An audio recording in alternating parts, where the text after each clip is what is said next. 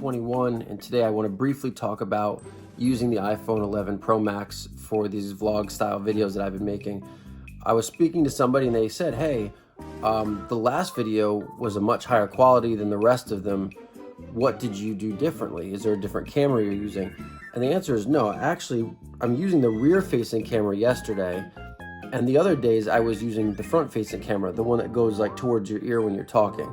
So today I'm just going to kind of test that out, and then in a future video I really want to break down the best way to vlog using these cameras. I'm going to use the box as an example because I'm using my phone to film.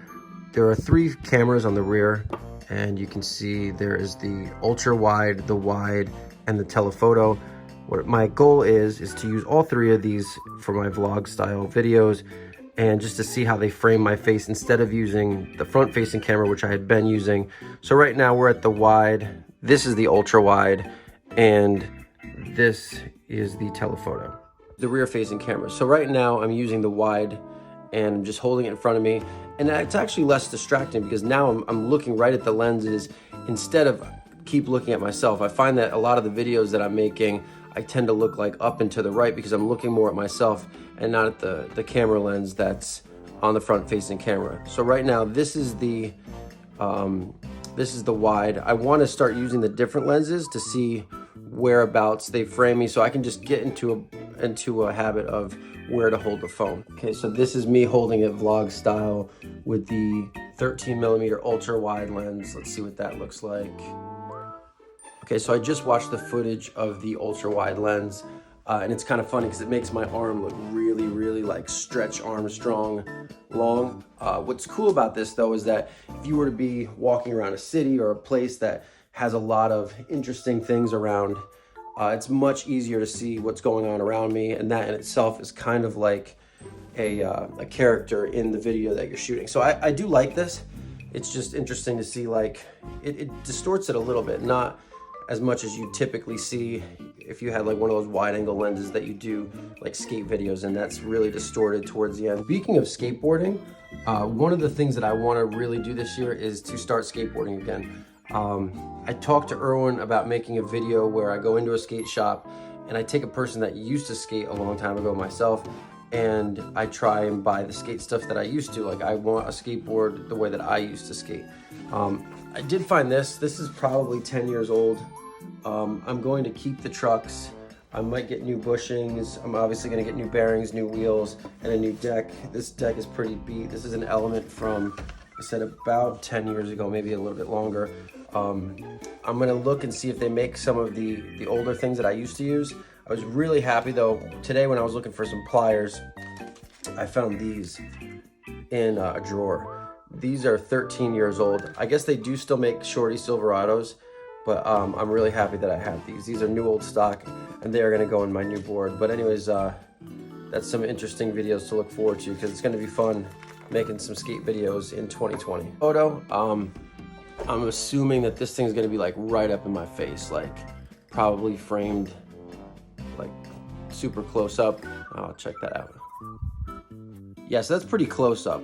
But what's cool about that is it just gives you another option, and now that you know how it's framing you, then you can choose your shot accordingly depending on what type of story you're trying to tell. I'm using the ultra wide right now because I want to show you some of the things that I use when I'm vlogging with my ADD. So this is a Joby.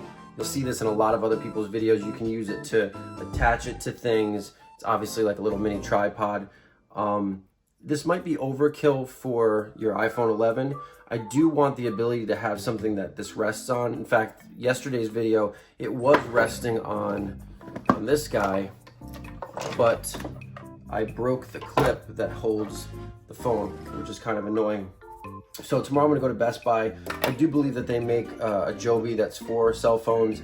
I think that as much as I will maybe hold the phone with my arm at some point, it is good to have this as an option to do static shots, but also so that I don't always have my arm here. Maybe you want it to be held out a little bit further.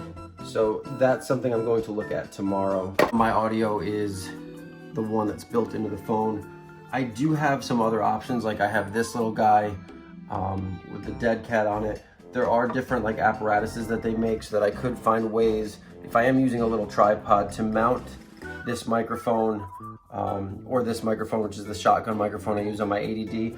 I tried using this today as a test, and I don't know if it's the wire that's an issue, but it wasn't getting the audio from these guys. So right now, this is just the audio built into the phone.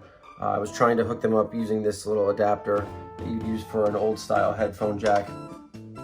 Again, your audio is also going to be determined by the room you're in. So this might sound a little hollow and echoey because the room is fairly empty. Obviously, if you're out on a busy New York street, it's gonna pick up some noises from the side. So I do wanna try and see what my options would be for the audio portion. So now in regards to lighting, this is the light that's on the phone itself. If I take the ring light and I turn that off, this now turns on if you have it set that way. So this is one of the things that you can do for lighting if it's in a low lit situation. Otherwise, obviously you're gonna be lit by how it is outside. I don't know if it turns off if I turn on the ring light. It does not. So obviously if you're in more of a studio setup, you can have your own studio style lighting. I just use this ring light because it's more portable and I don't have a studio at my disposal where I'm currently staying. All right, I'm gonna end this video using the front facing camera. That's the one that I had been using, the one that goes towards your ear. Hopefully today was a little informative. Sorry, the set was a little vanilla. I kind of stuck to this one room, this one location.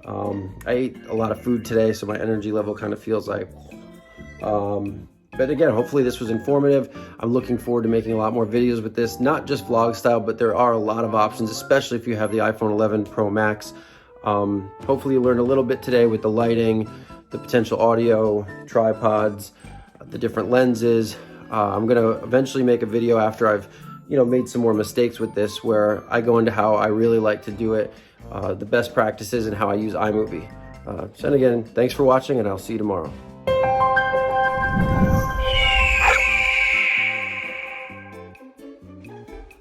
One more thing to mention is when you're using the rear facing camera, you obviously have to look at the screen to hit record, choose which lens you're going to be shooting with, and then you have to turn it up so that you can frame your shot and record yourself. And then when you're done, you're obviously going to put it down and stop the recording. Because you're doing this, there's going to be a little bit of video in the beginning and a little bit of the end where you're going to want to trim that out and edit.